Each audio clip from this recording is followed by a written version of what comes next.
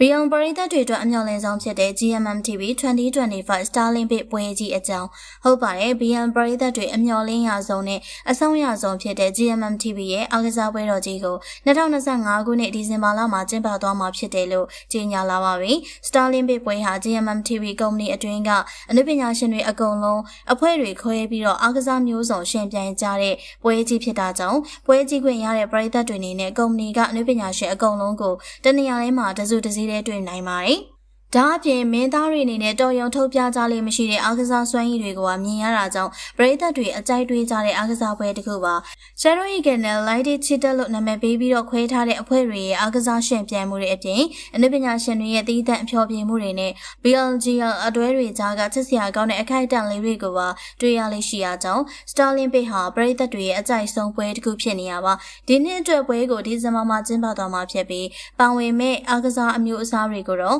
မကြခင်မှာကြေညာသွားမှာပါပရိသတ်ကြီးရော Starlink ပွဲကြီးမှာဘယ်အတွဲလေးတွေရဲ့အသင်းကိုအားပေးကြမလဲဆိုတာပြောခဲ့ပါအောင်ရှင်